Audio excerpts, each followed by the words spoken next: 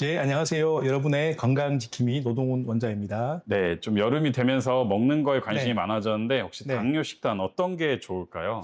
이분들이 당뇨를 진단을 받는 순간, 그럼 이제 어떻게 먹어야 되느냐, 이걸 잘 물어보시더라고요.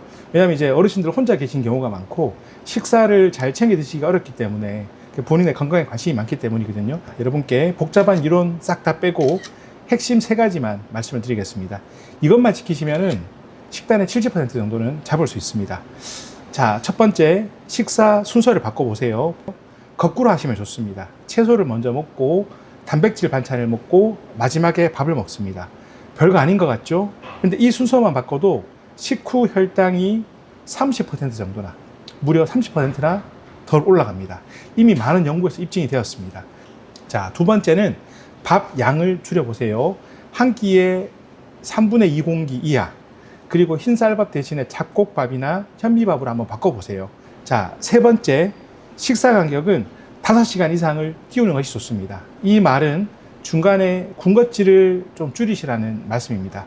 군것질을 자꾸 하시면은 혈당이 계속 높게 유지가 됩니다. 그러면은 높아진 혈당이 다시 낮아져야 되니까 췌장에서 인슐린이 또 나옵니다.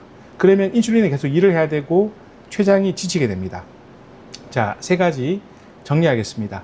식사하는 순서, 채소, 단백질, 밥 순서로 하시고요. 양을 3분의 1 정도로 줄여보세요. 그 다음 세 번째, 중간에 간식을 줄여보세요. 요 세 가지만 기억하시면 어렵게 식단표 짜실 필요 없습니다. 네, 구독, 좋아요, 알림 설정 하시면 앞으로 좋은 정보 계속 드리도록 하겠습니다. 네, 감사합니다. 김희 노동훈 원장입니다. 네, 당뇨인데 사탕을 먹고 싶을 때 있을 것 같은데 뭐 네네. 일반 사탕, 무설탕 사탕 이런 거 네. 없는 먹어도 될까요? 저혈당을 한번 경험하신 분들입니다. 그래서 내 손이 닿는 곳에 내가 혈당이 떨어졌을 때 빨리 이걸 먹어야 되라는 생각이 있는 분들이거든요. 그 다음 두 번째, 평소에 단 것을 많이 드신 분들이 있어요. 또 이런 분들은 또 갑자기 또 끊기가 좀 어렵습니다. 일반 사탕은 조금 피하시는 게 좋습니다. 좀 극단적으로 말하면 사탕 한 알에 설탕이 5g 정도 들어있습니다. 그게 입에 들어가서 녹는 순간 위에서 바로 흡수가 되어서 혈당이 순식간에 치솟아 오르게 됩니다. 진료실에서 환자분들 측정해 보면은 사탕 두세 알에 30분 안에 무려 혈당이 50이나 올라가는 경우도 있습니다. 그러면은 무설탕 사탕은 어떠냐? 이 단맛을 대신하는 뭐 자일리톨, 에리스리톨, 스테비아 같은 이런 당 알코올이 들어가는데 이런 것들은 혈당은 거의 안 올립니다. 단맛은 나는데 우리 몸에서 흡수를 못하기 때문입니다. 그래서 당뇨 환자분들이 나 단 거를 좀 먹고 싶어 할 때는 이건 괜찮은 것 같습니다. 그러나 주의할 것이 있습니다. 한 번에 많이 드시면은 설사나 복통, 가스가 차기도 합니다. 하루에 5개 이하로 드시기를 좀 말씀을 드리고요. 그러면은 뭐 한 번에 한두 개 정도, 시간은 한 5시간. 자주 드시면은 이제 가스가 차서 설사, 복통이 나타나는 경우가 있습니다. 네, 감사합니다. 네, 감사합니다. 네. 네, 당뇨인데 사탕을 먹고 싶을 때 있을 것 같은데 뭐 네네. 일반 사탕, 무설탕 사탕 이런 거 네. 없는 먹어도 될까요? 이제 저혈당 응급 상황에서는 이런 무설탕 사탕은 도움이 안 됩니다. 저혈당을 경험하신 분들은 이런 두려움이 있기 때문에 사탕을 항상 가까이 둡니다. 기운이 없고 어지럽고 식은땀이 난다. 이때는 그냥 사탕 하나 드셔도 됩니다. 그때는 일반 사탕, 주스, 꿀 같은 거 이런 거 드시면 됩니다. 그래서 인슐린 맞으시는 분들은 응급용으로 사탕 한두 알 정도는 가방에 넣는 게 좋습니다. 우리 PD님 혹시 뭐 궁금하신 거 있을까요? 아, 사탕도 한국 사탕도 있고 해외 사탕도 있고 막 네네. 되게 요즘 여러 가지 나오더라고요. 네네. 근데 이제 한국 사탕의 특징은 좀 달다. 네네. 해외 사탕은 좀 덜 달다. 네네. 이런 인식이 있는데 네. 혹시 경험하신 것 중에 뭐 한국 네. 사탕, 해외 사탕 주로 우리나라 분들 어떤 걸 좋아하시고 당뇨 환자분들한테는 그나마 어떤 게 나을지. 사탕은 그 의사로서 이제 환자들의 당뇨 관리 이런 것만 봤기 때문에 국내 사탕, 해외 사탕은 잘 모르겠습니다. 아무래도 식품은 우리가 먹는 거다 보니까 요즘 그 특정 국가에서 오는 그 식품에 대한 걱정이 좀 많은 것 같아요. 네, 사탕은 그냥 맛있게 드시면 될 것 같습니다. 구독과 좋아요, 알람 설정 부탁드려요. 네, 원장님 저는 이제 요플레를 네네. 편의점에서 많이 사 먹는데 네네. 저도 당뇨가 좀 있어서 예, 예. 요플레를 어떻게 먹고 어떻게 네. 고르는 게 좋을지 궁금합니다. 아, 예. 방문진료를 가면은 그 요양보호사가 있거나 아니면 가족들이 이런 그 요플레 같은 거, 이런 요거트를 많이 사오는 경우가 있어요. 그 이유가 어르신들이 그 활동량이 줄고 장 기능이 떨어져서 변을 못 보시는 분들이 많거든요. 그래서 이런 그 장 건강에 좋다는 이유로 이제 많이 챙겨 드시는데, 이제 당뇨가 있는 분들은 조금 더 주의를 하셔야 됩니다. 일반 이런 그 요플레 같이 떠먹는 요거트 한 통에는 그 설탕이 한 사탕 3알, 4알 정도가 들어있다고 보면 됩니다. 고르기 전에 영양 성분표가 있습니다. 뒤에 보시면 있습니다. 당류 항목이 있습니다. 그 요거트 하나에 당류가 5g 이하면은 합격입니다. 그 이상이면은 그냥 맛있게 먹는 디저트라고 생각하시고 조금 거리를 두시는 게 좋습니다. 제가 추천드리는 거는 플레인 그릭 요거트입니다. 요즘 단맛은 거의 없습니다.